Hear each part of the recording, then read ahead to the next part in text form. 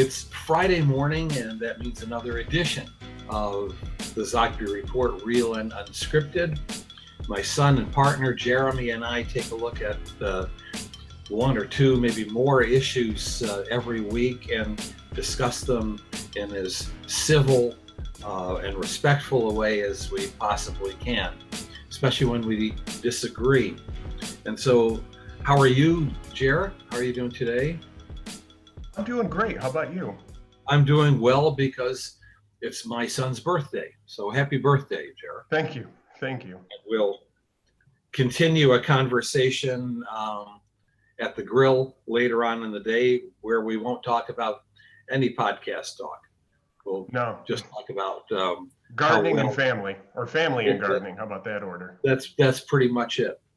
So I'm torn. On one hand, there's a lot going on this week. A probable deal on infrastructure plan, and yet a long way to go on that. The Iranian president saying that he would not meet with Joe Biden and wants no interference with their nuclear development. Kind of a dance that's going on between the United States and Iran. There is also a comprehensive bill on gun violence, a deal, it appears, that's imminent on police reform. This is all going on in 1 week and more. But I don't want to talk about that. We will next week, because all of this will be ongoing next week. When we closed the podcast last week, we promised that we would get into the issue of critical race theory, which is fast becoming an issue in the congressional campaign of 2022, and a wedge issue at that between Democrats and Republicans. And I have some thoughts. I know you do too. So I'll fire away as normal, and then you respond. Okay. Critical race theory, as it's defined, is taking an upside down and comprehensive view of American history, not so much from the point of view of our ideals and our aspirations, but more so from the realities of history, and ensuring that we don't teach American history and then leave a little corner for a little discussion on Black history or on the history of Hispanics or Asian Pacific Americans, nor do we integrate American history with some side stories here and there about people of color, but that we recognize that actually from the very beginning, that American history was actually a melange of a number of people's histories and their interactions, and that the country, as well as the aspirations that define this country, as well as the violence and the injustice that has defined our history, has got to be a major part of our understanding of the full story of the United States. So much of the United States and our history, going back to the colonial days, has to do with race and the injustices that surround race. So I, for one, am a great believer that if we are going to try seriously to move beyond racism in this country, institutional racism as well as racism within our hearts and minds, that it's absolutely essential that the 1619 Project, that critical race theory within the context of education, within the context of corporate hiring, within the context of the operations of companies and not-for-profits, within the broad context of how we deal with each other as a people, must be taught and must be trained and must be a part of who we are. That otherwise we've always seen that white supremacy is part of our history, but we've seen that with the wrong kind of leadership and the really sinister kind of manipulation that we've had, that white supremacy can rise to the forefront. It is an important force that has to be dealt with, and can't be dealt with only by law enforcement, only by the church and synagogue and mosque. That has to be done by society as a whole. And so color me then as a person who strongly believes that critical race theory has got to be integrated in our lives.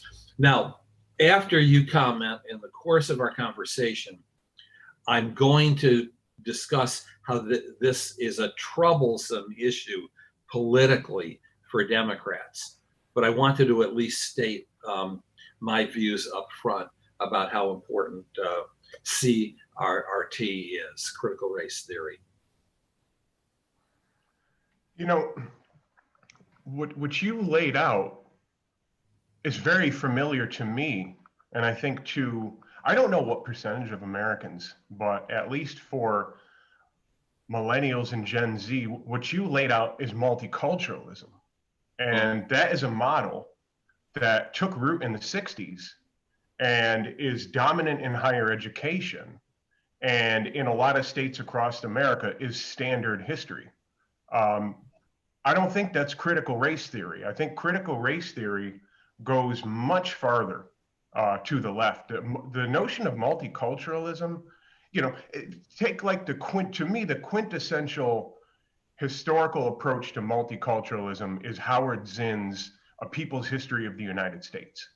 And what, you know this because you gave me, you basically assigned me to read the book before my professors did, was instead of looking at history from the top down, generals and the important statesmen, which tended to obviously slant towards the white majority population, Howard Zinn turned it upside down. And the book starts from the perspective of the natives of Hispaniola, where Columbus basically conquered. And it takes it from there, more of a grassroots on the left side of history.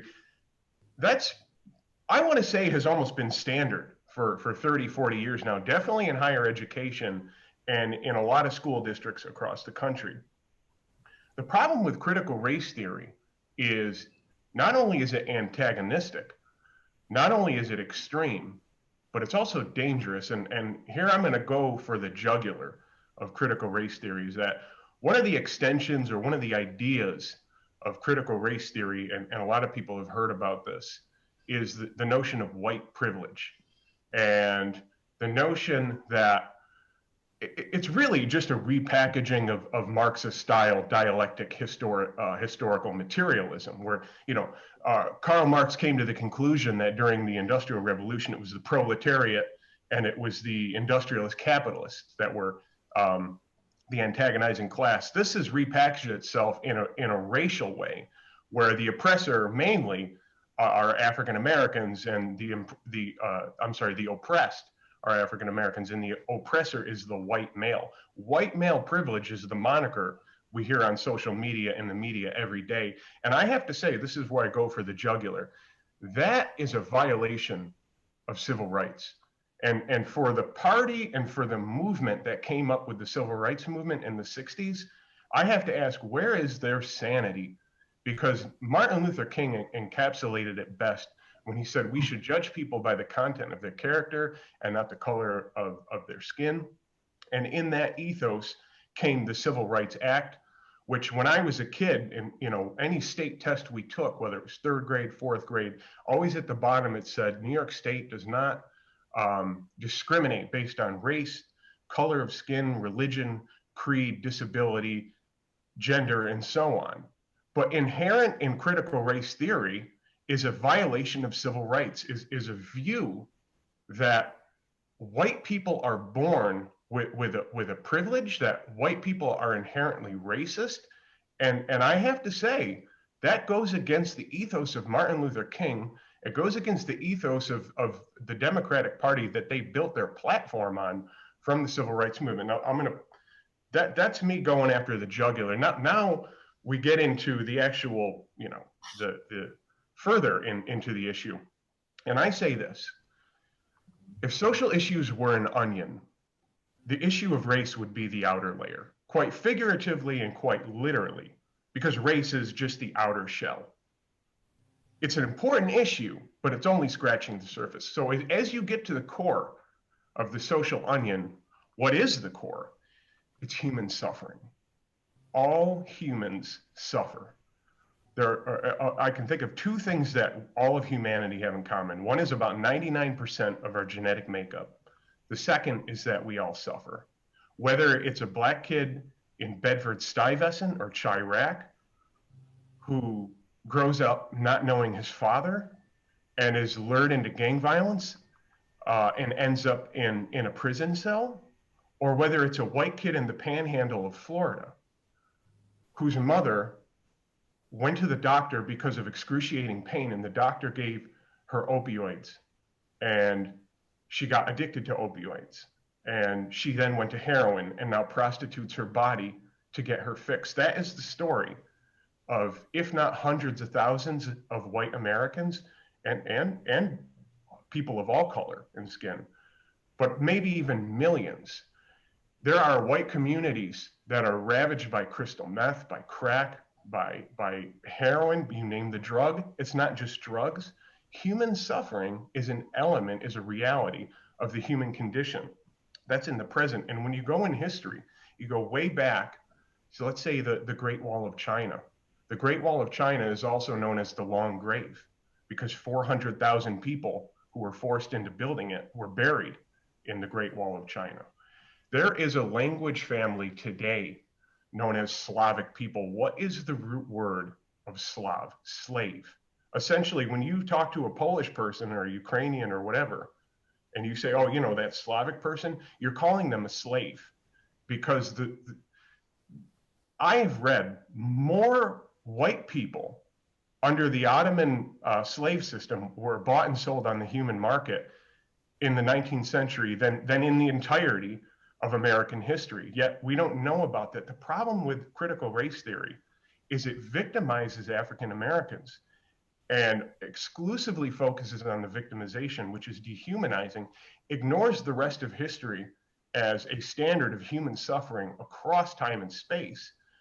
And like I said, it's dehumanizing because it only focuses on victimization. But what if you flipped it on its head and you look at how much the African Americans have achieved? Now I'm going to quote somebody who I know you disagree with, and I actually have criticisms as well. Larry Elder, boy, he gets people, their blood boiling. But he shared a statistic which I find unbelievably fascinating, and I wish I could write to him and ask him the formula for the statistic, and I might do that.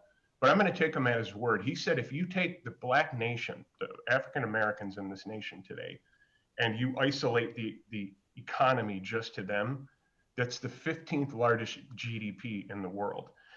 That's more than half of European nations. So I agree with multiculturalism, and I agree with looking at the history of oppression, but to put it front and center as the experience of African Americans, as I keep saying, is dehumanizing and it's misleading for a people who have achieved, whether it was under slavery or let's say after slavery, rebuilding their family in the face of Jim Crow. And I mean, in no special order, in just the last, 15 years of my life, Colin Powell, Susan Rice, Condi Rice, Loretta Lynch, Kamala Harris, Barack Obama, elected twice with an overwhelming majority, Eric Holder, scores of statesmen at the federal and the state and local levels.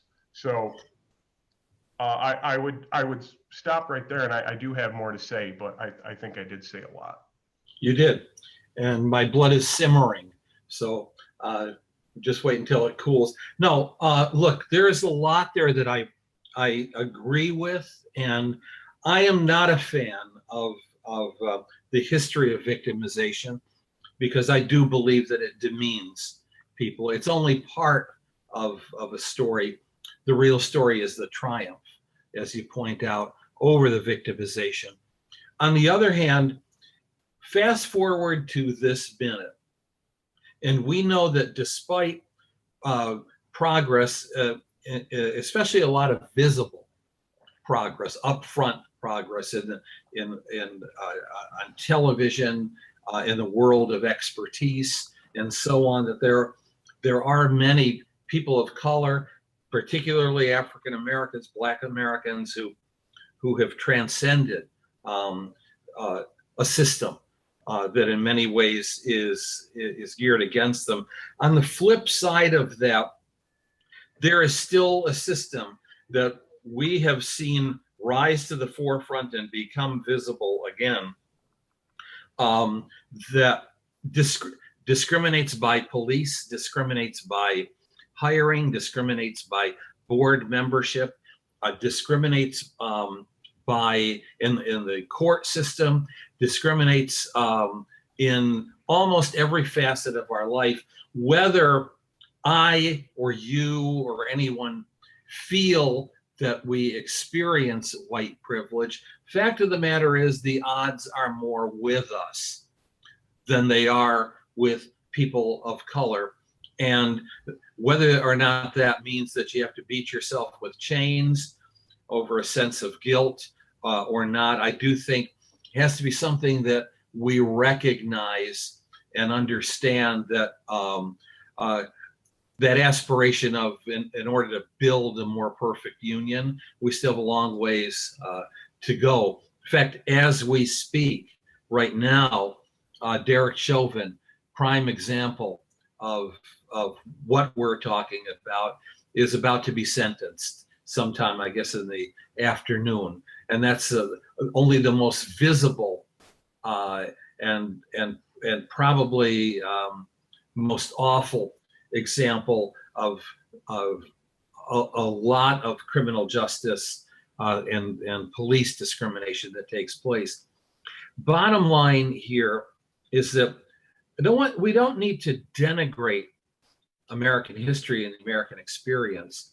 We don't have to make whites feel as if we have to wear a loincloth for the rest of our lives and expiate our guilt in the treatment, particularly of our forefathers towards blacks, and up to the present day.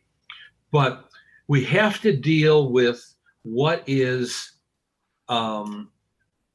stronger than a sentiment, almost a pathology within the Black community that has internalized the fact that that there are reasons why Black kids lag in school, why yes, there are those who can succeed and maneuver through the system. There are many others that can't.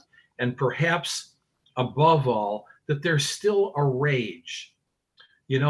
I remember pointing out to you guys when you were younger and Louis Farrakhan would be on television. He would be on that public access channel on cable. And I'd say, look at the audience. And the audience were Black doctors and lawyers and professionals. And had to wonder, well, why are they angry? Need to ask them. They're very angry. There's a role that they feel they have to play.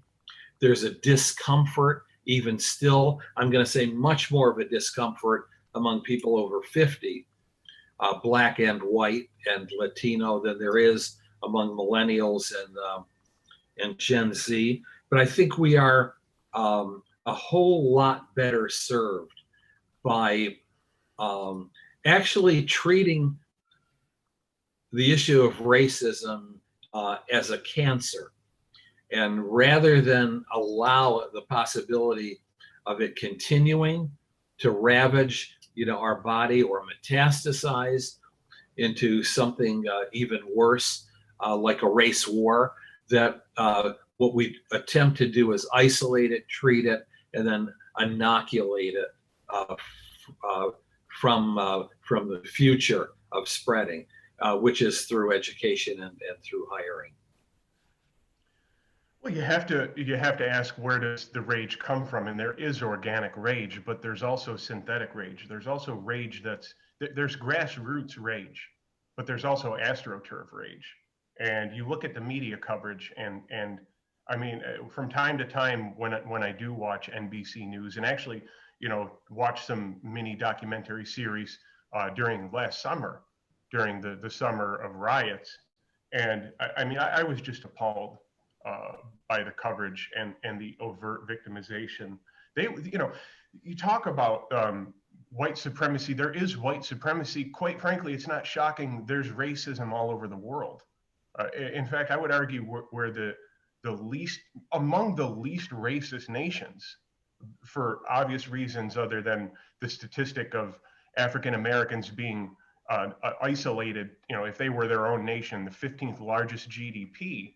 How could that happen in a nation built that's ravaged by white supremacy? I think the white supremacy is exaggerated. I cite the statistic that the Southern Law Poverty Center says that the KKK has about a 7,000 membership organization. I mean, they would want to, the KKK would obviously want to blow that up and make it look bigger, to make it look more mainstream. But I mean, 7,000 in a nation of 320 million.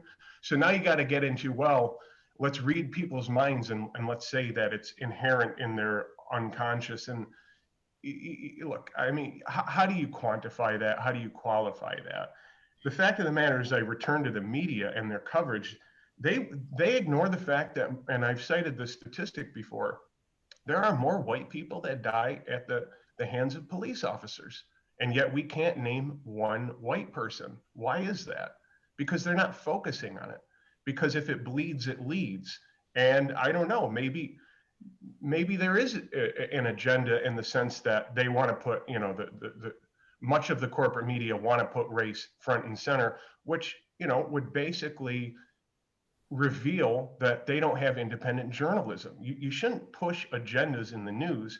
You should investigate. You talked about lagging behind in school. A lot of that has to do with the family structure that was once strong before the war on poverty and the war on crime. So a lot of this stems from the horrific legislation that both Republicans, progressive Republicans and progressive Democrats passed, that decimated Black communities that were still behind, but were making incredible progress at a rate never seen before. And so you just have to ask yourself, how much of this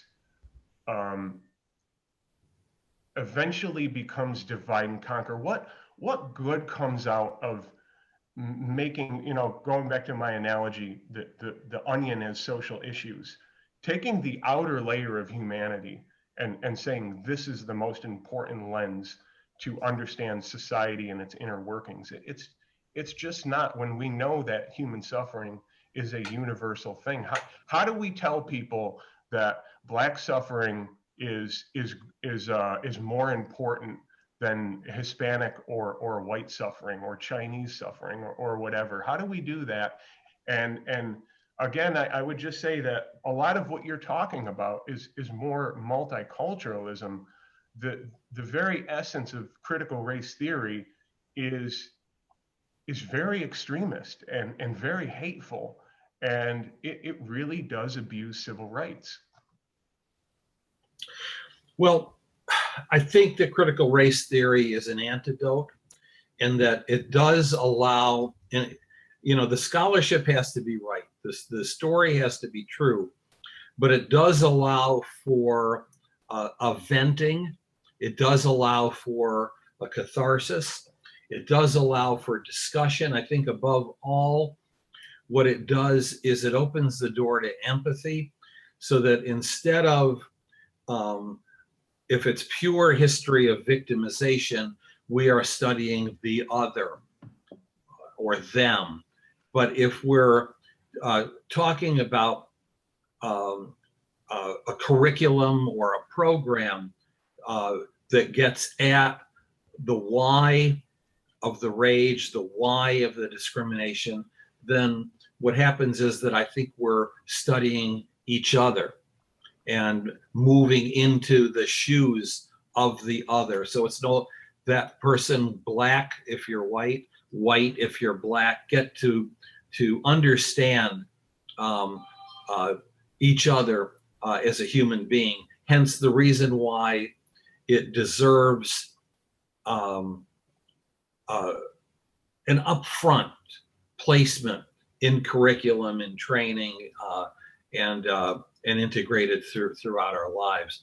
And so I like the notion of not going extreme, but going further than we normally do, not just simply to tell an antiseptic story about the races and their success and their at times working with each other, but also talking about what the roots of rage are on both sides.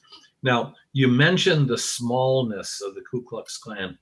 I'm aware of that, and the various militias and the Posse Comitatus and all of those groups. But we have seen recently that the numbers of membership can have influence beyond their membership.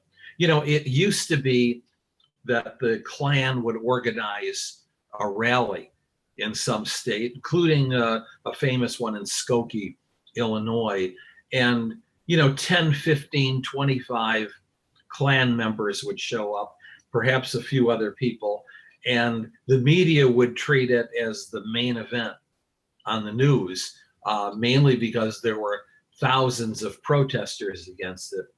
But we've seen in Charlottesville, and we've seen in Washington, D.C., and we've seen then culminating on January 6th, 2021, something that we should and cannot ever forget, how deep that influence of a few can be. That was a riot. That was a hostile attempt at takeover. That was violent. And that could be the first of many more unless we attempt to root it out and even do more than congressional panel and congressional study. And I will end my comments right there. Why don't you go ahead and get the last word? Well, I think it's convenient to take those two things and then put them together and say, well, January 6th was really all about racism. I don't know how we qualify that. I don't know how we quantify that. But I don't want to get into that debate, because all I want to say about January 6th and some of the information that's coming out, remember, my approach to history is that of a police investigator. I take disparate trails of information and I ask the old Roman question, cui bono, who benefits? And I supplant that question with evidence, the best evidence that you can find. And so there's a Reuters article that came out a few months ago that I would invite people to read. And I could cite a lot more sources than just this, but I don't want to overwhelm people. Start with this. Google Reuters, Enrique Tarrio, and FBI asset. Enrique Tarrio is the head of the Proud Boys. Mm-hmm. It's kind of interesting that the head of the Proud Boys is a Hispanic man. But, I digress. But the real substance of what I'm saying is the Reuters article goes into detail using court hearing documents from 2014 and 15 that Enrique Tarrio was an asset of the FBI. I find it very difficult to believe that intelligence units lose track of their assets. It kind of be like saying like a successful investor, is holding CDs at a AAA rated bank and says, well, it was the best return. I just can't remember which bank it was. I mean, investors don't lose trail of their money. Intelligence don't lose trail of their assets. Enrique Tarrio, Reuters.com, FBI asset, according to court hearing documents. He, of course, says, I don't recall. What does that mean? So that's a unique perspective, because Proud Boys were front and center in the media as far as pinning the blame on January 6th.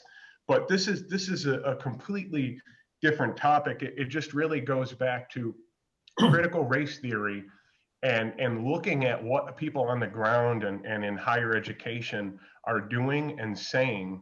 And it really has the hallmark of extremism, of enforcing guilt, shutting down debate. I mean, a person who is knee deep in or even eyeball deep in critical race theory, you can't even engage in a discussion with them. I mean, just go on YouTube and look at how some of these followers of this belief engage in their debates. They get personal, they get emotional, they get sometimes they get violent. If we're going to have a marketplace of ideas, especially, and we expect that from universities, we can't take this form of activism that borders on violence and encourage it and shut down debate. But that's what they're doing, but that's at the ground level. The problem is that Silicon Valley are engaging in this. Big tech have sophisticated algorithms that basically make or break what becomes viral and what becomes part of the mainstream social media narrative.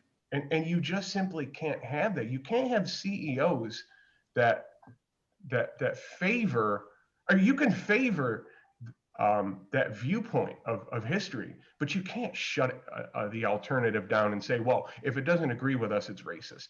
That's the essence. You go by the actions, not by the words, and that's the essence of critical race theory. So I'm going to violate what I said a few minutes ago and take the last word, and that is, it just occurred to me that I promised that I would make the case that I think critical race theory as a political issue, I think is deadly for the Democrats. And you see Republicans, conservatives going after critical race theory and trying to paint Democrats with a broad brush. That critical race theory is downgrading America, number one, that it is socialistic and consistent with the socialistic philosophy and dominance of the Democratic Party, and that Republicans are using it not simply in the congressional races, but as well in local races as an effort to shore up and build up the party. They're from the bottom up. Their hope is that they can win back some suburban voters who've been voting Democrat, but don't want to go too far. The further problem, and I'll just leave it at this note for the Democrats, is that being bombarded with something as complex as critical race theory not only puts Democrats on the disadvantage, but how do you combat it? What's the bumper sticker? There are too many howevers, but let me explain. And if I could just have the opportunity to sit down with you, score, I think, an advantage to Republicans by continuing to raise this. I'm not saying it's a legitimate argument. I'm just stepping aside and being a political analyst and consultant. And I'm going to sign off. You can have the last of the last words if you'd like. Well, it'll just be my birthday wish. How about that? Okay, that's what that looks. I said a lot of criticism of critical race theory, but I don't want to just offer criticism. I want to offer a solution. Maybe I alluded to a solution in the very last thing that I said about shutting down debate. But if we're serious about having a free society, and we don't want to go down the path of authoritarianism, because authoritarianism is not immune to this country. It didn't start with Trump. It started with the birth of the national security state. But if we want to have a free society, and we want to be a beacon for the world in that regard of a free society, then we need to have a holistic approach to teaching social sciences, history, and civics. And I don't think there should be one dominant form, because there are multiple viewpoints. And so just like somebody who decides, conventional medicine isn't for me, I want holistic treatment, and there are, I don't know, hundreds of ways to go about that. Maybe we should take that model of holistic medicine and we should infuse that into our educational curriculums at the local and state levels. I don't think the federal government needs to determine for 50 states what it needs to be, but to encourage it and to offer a system of standards to say, here's what you could and should be following, and we'll rate you based on where you fall short. But infuse critical race theory into the curriculum, fine. Infuse civics into the curriculum, fine, but not through just the lens of critical race theory. I'm talking about the ancient tradition of political science and checks and balances and knowing your rights and the different interpretations of rights. Infuse a patriotic view of history, looking at primarily maybe the Revolutionary War and why it was so revolutionary, and show people, look, we have this tendency today to do something very ahistorical, and that is refrain from the principles of history. You see a lot of these activists out there who have this mindset, a 21st century mindset, and they go back to 1776 and they say, well, why aren't you thinking like I think now? Well, that's just not how you study history. You immerse yourself, you go back in time, and then you work your way forward. And that is a very strong weakness of critical race theories, the lack of historical context and perspective. It's more like forcing a 21st century view on the past. And so we should just have this holistic approach of different viewpoints and different philosophies, and that's how we enrich in society. But I'm very concerned that there will be a drive to ram this down the throats by force. If we saw last summer's riots and the use of force, let's make sure that doesn't happen in an intellectual kind of way where there's a shutting out of debate, because we will no longer be a free society. Well, what you've witnessed is the Zogby Report, the full-length movie. We went, I don't know how long we were, but we went long. But this was a very good conversation, and we've talked about this, but this is really the first time that I think that we've both got to air what we both feel, and this is how we do it normally. Good week to everybody, and we'll see what's up next week. I'm sure there'll be a lot to talk about, probably infrastructure and guns and all those issues that we bypassed today. Have a good week, Jer. See you later. Take care.